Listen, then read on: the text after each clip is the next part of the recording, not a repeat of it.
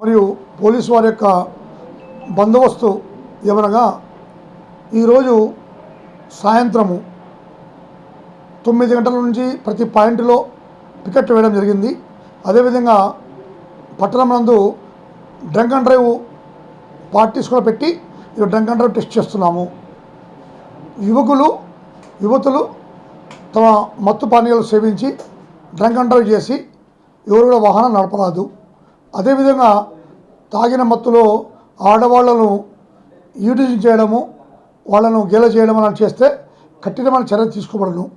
అదేవిధంగా flyover pitches highway మీద ఉన్న బళ్ళారి చౌరస్తా కానీ, లేకపోతే కృష్ణానగర్ బ్రిడ్జ్ కానీ, గుత్తి పెట్రోల్ బంక్ దగ్గర ఉండే బ్రిడ్జ్ కానీ, ఇలాంటి మీద ఎలాంటి వెహికల్స్ అంటే మోటార్ సైకిల్స్ రేసింగ్ చేయడం అనేది అనుమతించబడవు. అలాంటి చేసినచో వాళ్ళ మీద బండ్లు సీజ్ చేసి వాళ్ళ మీద లీగల్గా యాక్షన్ తీసుకోవడం జరుగుతుంది.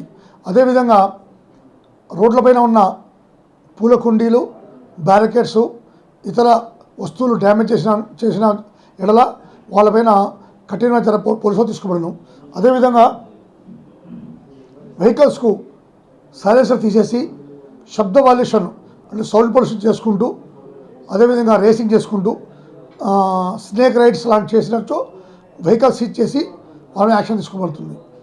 రెండవది, యువతులు ప్లస్ అందరూ ఆడవాళ్ళు స్క్రాచింగ్ అయ్యేదానికి పరిష్కారం లేకుండా మీ యొక్క విలువైన ఆభరణాలు జాగ్రత్త చూసుకోమని కోరుకుంటున్నాం.